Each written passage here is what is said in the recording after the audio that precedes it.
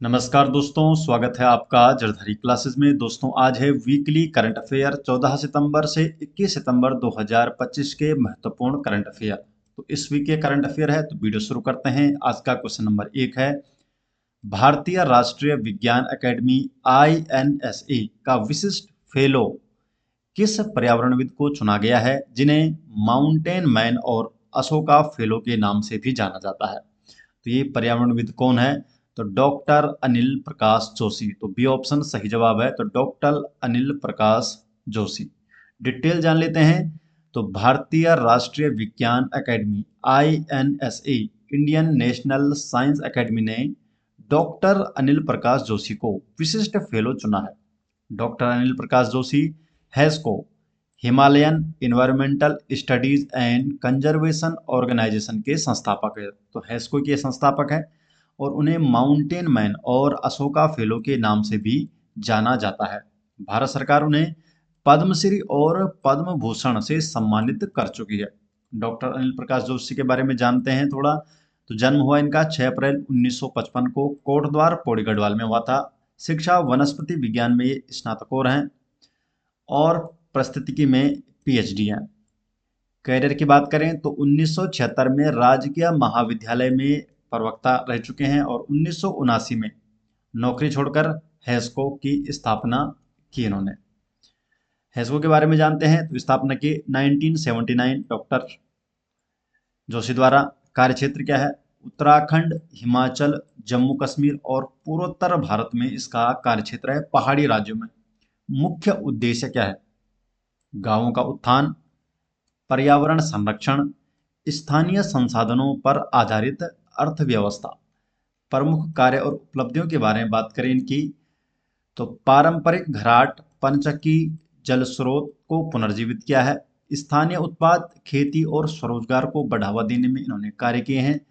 स्कूलों के जरिए गांवों को गोद लेने की पहल की है और महिलाओं के लिए स्वरोजगार, तकनीकी पार्क, हर्बल उत्पाद, जल संचयन और जैविक खेती प्रोत्साहन के क्षेत्र में इन्होंने कार्य किया। डॉक्टर जोशी के जो सम्मान और जो पुरस्कार इन्हें दिए गए हैं, तो 1993 में अशोक फेलो, 1999 में जवाहरलाल नेहरू पुरस्कार भारतीय विज्ञान कांग्रेस द्वारा, 2002 में man of the year The Week पत्रिका द्वारा, 2006 में पद्मश्री और जमनालाल बजाज पुरस्कार इन्हें दिया गया और 2020 में भारत सरकार द्वारा पद्म भूषण से इन्हें सम्मानित किया गया है। तो जो डॉक्टर अनिल प्रकाश जोशी है, तो ये इन्हें सम्मान और ये पुरस्कार प्राप्त हुए हैं। नेक्स्ट क्वेश्चन की तरफ बढ़ते हैं। क्वेश्चन नंबर है 2। कुमाऊं विश्वविद्यालय के कुलपति प्रोफेसर दीवान सिंह रावत को हाल ही में किस क्षेत्र में उत्कृष्ट शोध कार्यों के लिए INSA द्वारा फेलो ऑफ नेशनल एकेडमी सम्मान प्रदान किया गया? तो INSA द्वारा इन्हें फेलो ऑफ नेशनल एकेडमी सम्मान प्रदान किया है और इन्हें यह सम्मान प्रदान किया गया है औषधीय रसायन विज्ञान के क्षेत्र में, मेडिकल केमिस्ट्री में इन्हें ये सम्मान प्रदान किया गया है। डिटेल जानते हैं। तो प्रोफेसर दीवान सिंह रावत ये कुलपति हैं कुमाऊं विश्वविद्यालय नैनीताल और भारतीय राष्ट्रीय विज्ञान अकेडमी INSA द्वारा फेलो ऑफ नेशनल एकेडमी सम्मान इन्हें दिया गया है। उन्हें सम्मान औषधीय रसायन विज्ञान, मेडिकल केमिस्ट्री और पार्किंसन रोग पर उनके शोध कार्य के लिए दिया गया है। ये उपलब्धि उत्तराखंड को 46 वर्षों बाद रसायन विज्ञान के क्षेत्र में मिली है। 1979 में प्रोफेसर DS भकुनी को यह सम्मान मिला था रसायन विज्ञान के क्षेत्र में और वो भी प्रोफेसर दीवान सिंह रावत के शोध निर्देशक थे। अब तक प्रोफेसर रावत ने 175 से अधिक शोध पत्र प्रकाशित किए हैं और उनके नाम पर 22 अंतर्राष्ट्रीय पेटेंट दर्ज है। क्वेश्चन नंबर 3 है, वैली ऑफ वर्ड्स शब्दावली VOW लिटरेसी फेस्टिवल 2025। तो VOW लिटरेसी फेस्टिवल 2025 में इंग्लिश फिक्शन श्रेणी का VOW अवार्ड किसे प्रदान किया गया है? तो वैली ऑफ वर्ड जो अवार्ड है, तो ये किसे प्रदान किया गया है? इंग्लिश फिक्शन श्रेणी में। तो ये प्रदान किया गया है लक्ष्मी मुर्देश्वर पुरी को। तो बी ऑप्शन लक्ष्मी मुर्देश्वर पुरी को इंग्लिश फिक्शन श्रेणी में VOW अवार्ड से सम्मानित किया गया है। तो वैली ऑफ वर्ड्स शब्दावली हर वर्ष देहरादून उत्तराखंड में आयोजित होने वाला एक प्रमुख लिटरेसी फेस्टिवल है। VOW का ये 9वां एडिशन था। VOW कुल 8 कैटेगरी में सम्मान अवार्ड देता है। जानते हैं कौन कौन सा है। तो इंग्लिश फिक्शन में लक्ष्मी मुर्देश्वर पुरी को दिया गया है। इनके जो साहित्य है, इनकी जो बुक है solving the sun, solving the sun के लिए इंग्लिश फिक्शन में लक्ष्मी मुर्देश्वर पुरी को, इंग्लिश नॉट फिक्शन में करण माधव को, आनंदा के लिए Ananda and exploration of cannabis in India, तो ये इनका साहित्य है, इनकी पुस्तक है। इंग्लिश ट्रांसलेशन अंग्रेजी अनुवाद के लिए बानीबरता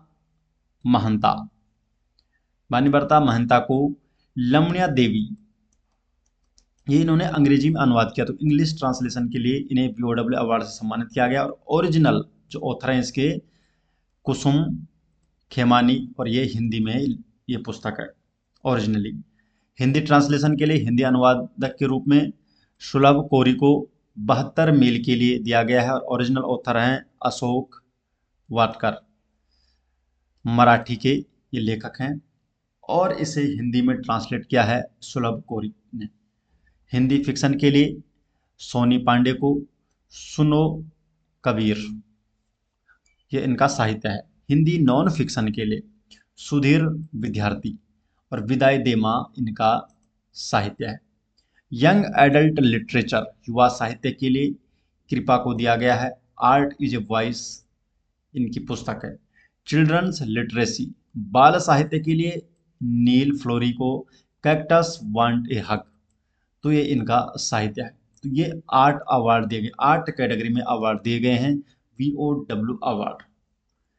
नेक्स्ट क्वेश्चन है क्वेश्चन नंबर 4, उत्तराखंड में स्वच्छोत्सव या स्वच्छता ही सेवा अभियान कब से प्रारंभ हुआ। तो उत्तराखंड में स्वच्छता ही सेवा अभियान प्रारंभ किया गया 17 सितंबर 2025 से। तो सी ऑप्शन सही जवाब है, 17 सितंबर 2025 से उत्तराखंड में ही नहीं भारत में भी स्वच्छता ही सेवा अभियान शुरू किया गया। डिटेल जान लेते हैं। स्वच्छोत्सव या स्वच्छता ही सेवा जो अभियान है, ये प्रदेश में 17 सितंबर से 2 अक्टूबर 2025 तक आयोजित होगा। और इस दौरान गांव से लेकर शहर तक तरह तरह की स्वच्छताएं गतिविधियां होंगी और ग्राम, ब्लॉक और जिला स्तर पर प्रतियोगिताएं आयोजित की जाएंगी। इस अभियान के तहत उत्तराखंड में नवरात्रि की 9 देवियों नव दुर्गा से प्रेरित होकर प्रतिदिन स्वच्छता से जुड़ा एक संकल्प लिया जाएगा। तो नव दुर्गा में जो 9 संकल्प होंगे, तो प्रथमा है शैलपुत्री माता। संकल्प क्या होगा? प्राकृतिक संसाधनों की रक्षा और वृक्षारोपण। द्वितीय ब्रह्मचारिणी, सादगी और अनुशासन के साथ साथ घर आंगन की स्वच्छता। तृतीया चंद्रघंटा माता, स्वच्छ वातावरण बनाए रखना और शांति का संदेश फैलाना। चतुर्थी है कुष्मांडा, इसमें कचरा अलग करना और उसका सही निस्तारण। पंचमा है स्कंद माता, चर्चाओं और बैठकों में स्वच्छता का संकल्प लेना। षष्ठी है कात्यायनी माता, प्लास्टिक मुक्त समाज के लिए प्रयास करना। सप्तमी है कालरात्रि माता, गली मोहल्ले और नालियों की सफाई की जाएगी इस दिन। और अष्टमी है महागौरी माता, इसमें जल, वायु और भूमि की स्वच्छता बनाए रखना। और नवमी है सिद्धदात्री माता, समाज को स्वच्छ और सुंदर बनाने का साझा संकल्प। तो ये नवदुर्गा के रूप में 9 दिन के ये संकल्प होंगे। नेक्स्ट क्वेश्चन है क्वेश्चन नंबर 5 है, भारतीय स्कीइंग एवं पर्वतारोहण संस्थान IISM Indian institute of skiing and mountaineering ने अपना पहला water skiing course Jammu Kashmir के बाहर किस स्थान पर शुरू किया है। तो पहली बार जम्मू कश्मीर से बाहर किस स्थान पर शुरू किया है? टिहरी बांध झील उत्तराखंड में। तो बी ऑप्शन सही जवाब, टिहरी बांध झील उत्तराखंड में। तो भारतीय स्कीइंग एवं पर्वतारोहण संस्थान गुलमर्ग जम्मू कश्मीर ने टिहरी बांध की झील में अपना पहला वाटर स्कीइंग कोर्स शुरू किया है। पहली बार इस संस्थान ने जम्मू कश्मीर के बाहर प्रशिक्षण कार्यक्रम कराया है। क्वेश्चन नंबर 6, अल्मोड़ा जिले के ध्यूलीकोट क्षेत्र में पुरातत्व विभाग की टीम को किस युग से संबंधित शैलाश्रय मिला है? तो पुरातत्व विभाग की टीम को नवपाषाण से ताम्रपाषाण युग का शैलाश्रय मिला है। तो बी ऑप्शन सही जवाब है। डिटेल जान लेते हैं। तो ध्यूलिकोट ये हवालबाग ब्लॉक में है, अल्मोड़ा में। प्रागैतिहासिक शैलाश्रय रॉक शेल्टर मिला है। ये जो रॉक शेल्टर है इसकी परिधि है लगभग 12 मीटर। और जो ये स्थल है ये न्योलिथिक से कैल्कोलिथिक पीरियड के बीच का है। 4000 से 2000 बीसी तक का हो सकता है। जो रॉक शेल्टर है इसमें 3 पारंपरिक ओखलियां मिली है, जिसकी गहराई है 14 से 15 सेंटीमीटर और चौड़ाई है 12 से 14 सेंटीमीटर। और ये स्थान संभवतः सामूहिक गतिविधियों का केंद्र रहा होगा। ध्यूलिकोट ऊंचाई पर स्थित है, जहां से अल्मोड़ा, लोधिया, रौंडाल क्षेत्र स्पष्ट दिखते हैं। 1.5 किलोमीटर दूर कड़की उडियार में 10 मीटर ऊंची गुफा मिली है, जिसमें कई लोग एक साथ बैठ सकते हैं। गुफा में प्राकृतिक छेद है जो वेंटिलेशन और लाइट के लिए कार्य करता है। क्वेश्चन नंबर 7, उत्तराखंड सरकार द्वारा आयोजित स्वास्थ्य महाकुंभ 2025 का आयोजन किस अवधि में किया जाएगा? तो उत्तराखंड सरकार द्वारा जो स्वास्थ्य महाकुंभ 2025 का जो आयोजन है तो ये होगा 17 सितंबर से 2 अक्टूबर। तो 17 सितंबर से 2 अक्टूबर के बीच इसका आयोजन किया जा रहा है। तो स्वास्थ्य महाकुंभ 2025 का आयोजन उत्तराखंड सरकार द्वारा किया जा रहा है और ये अभियान 17 सितंबर प्रधानमंत्री नरेंद्र मोदी जी के जन्मदिन से शुरू होकर 2 अक्टूबर महात्मा गांधी जी की जयंती तक चलेगा। इस अभियान की थीम क्या है?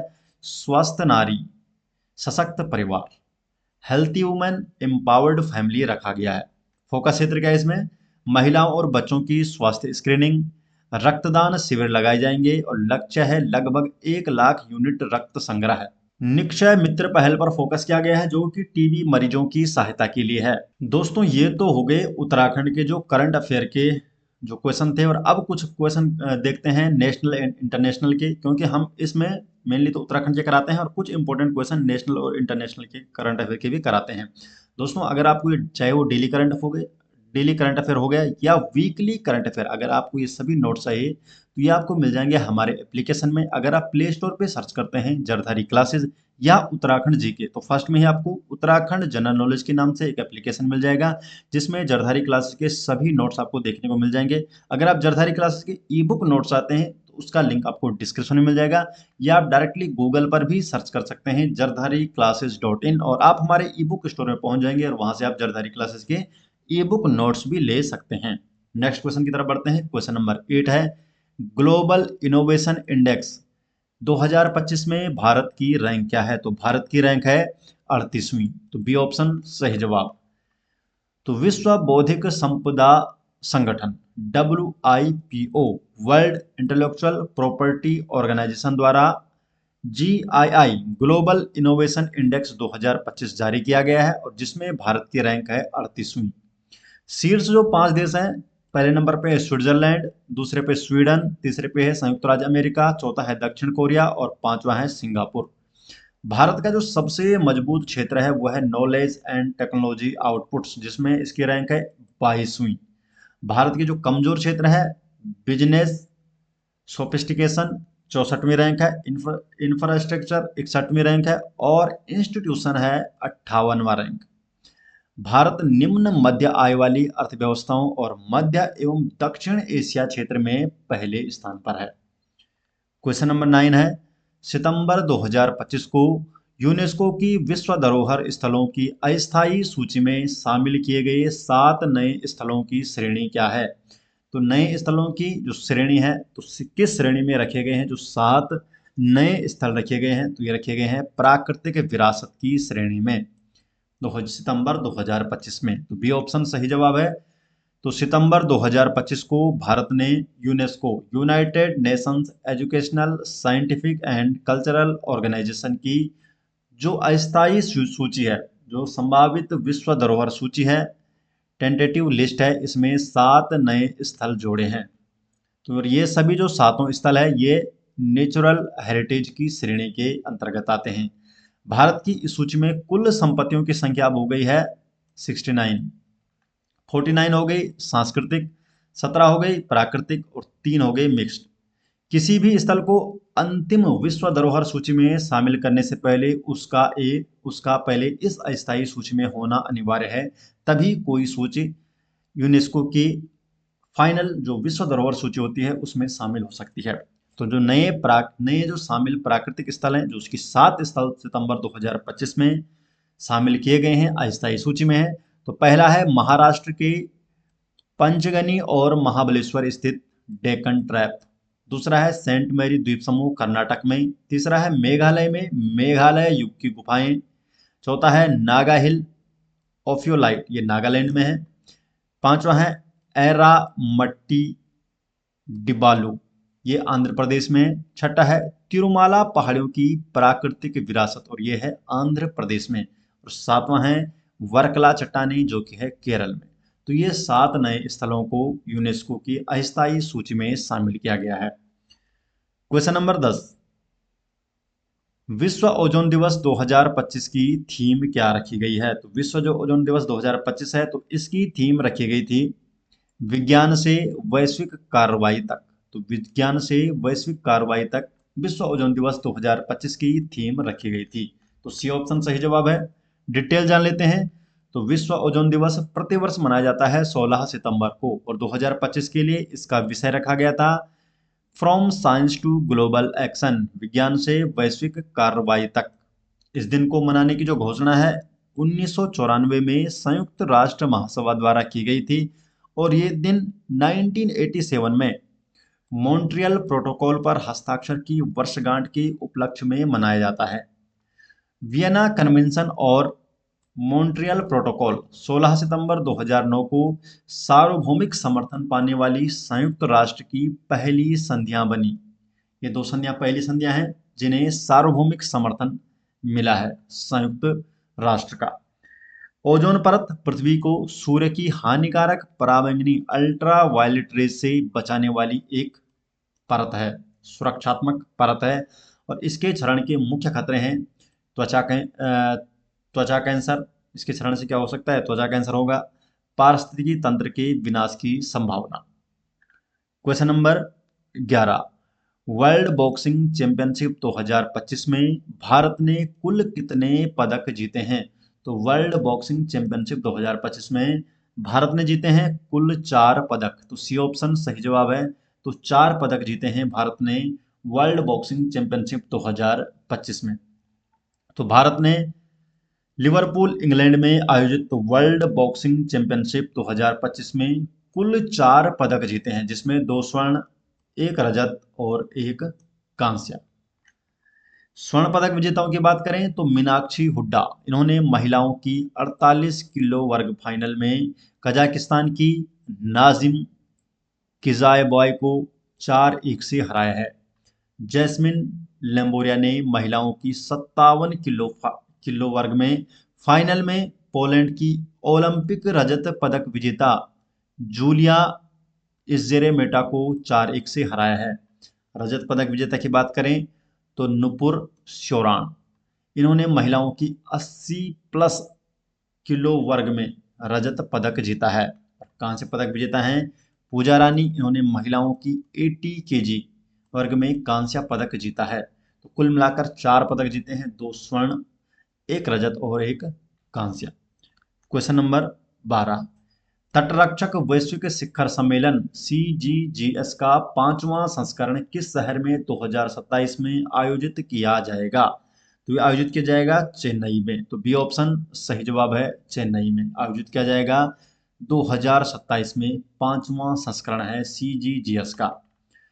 तो भारत को वर्ष 2027 में 5वें CGGS Coast Guard Global Summit की मेजबानी का अवसर मिला है 2027 में, और ये शिखर सम्मेलन चेन्नई शहर में आयोजित किया जाएगा। इस निर्णय की घोषणा हुई 11-12 सितंबर को रोम इटली में आयोजित चौथे CGGS के दौरान की गई, जिसमें 115 देशों और अंतर्राष्ट्रीय संगठनों के प्रतिनिधियों ने भाग लिया। इस अवसर पर भारतीय तटरक्षक बल के महानिदेशक परमेश शिवमणि को CGGS की अध्यक्षता सौंपी गई है।